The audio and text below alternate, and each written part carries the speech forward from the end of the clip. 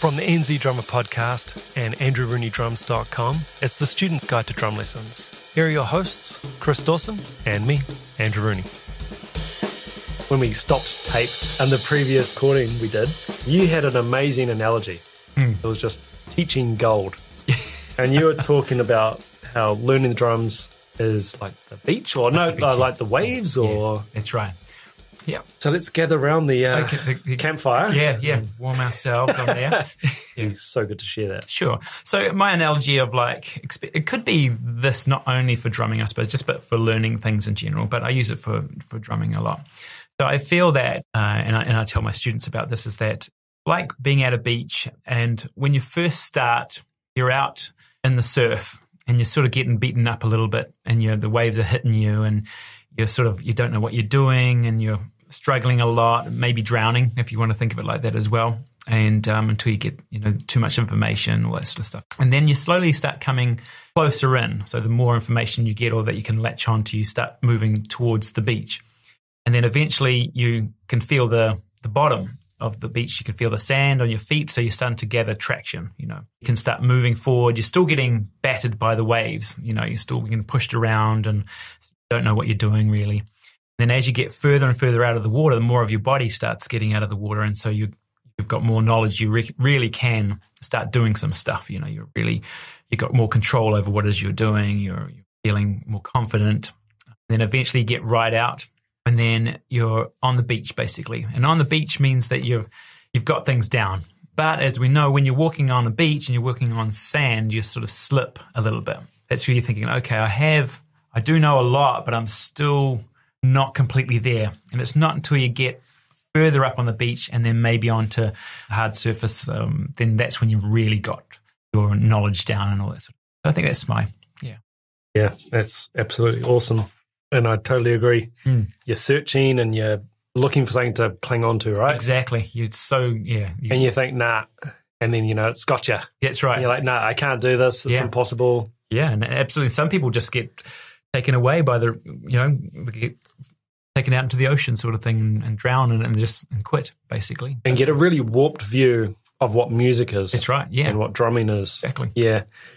For me, I thought of learning the drums or learning music as a lot like learning to drive. Even down to the point of if you're young, bright-eyed and really confident, or you learn to drive older in life, at which point you're bringing in a lot of unfounded fears.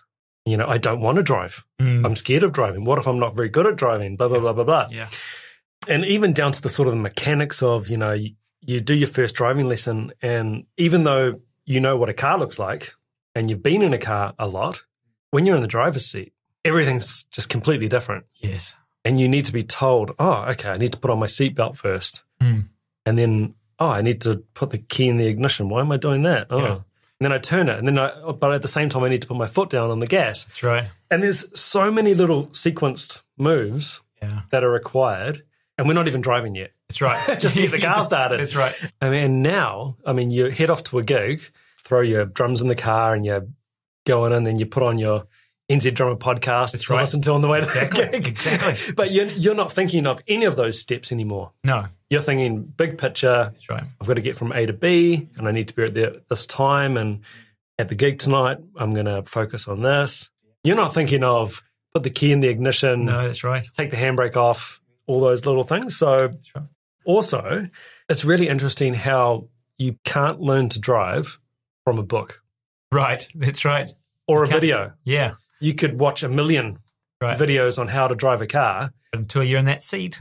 But it's not going to help you at all. That's right. I think it's really important for potential students or even existing students to remember you're on the right path. If you're actually out there doing it, you've made the biggest step towards being a drummer. You could definitely also put that in as well when you're driving along. Even though you know how to drive, there's still going to be some crazy driver out there that's going to take a swipe at you somehow. So you've got to be expecting something to come out of the your corner of your eye or whatever it is. Yeah. So, yeah. And the more you drive, you start developing headroom with your driving. And I think those situations, you start to see them from really far out. Yeah. So you can see maybe there's an erratic driver. That's right. 2 kilometers down the highway. Yeah. And you think, I'm just going to keep an eye on this because this doesn't look good. Yeah. And it can be like that at a gig. Exactly. You're filling in for a band and the bass player really dragging. Yeah. And you think, right, store that in the memory bank because I'm really noticing this. And you start to be able to fix things or be that guy that's, I guess, the glue. Yeah, absolutely. As opposed to just holding on for dear life. Great analogy. I like it. Next episode, we're going to talk about why there is no such thing as a free lunch. I love that.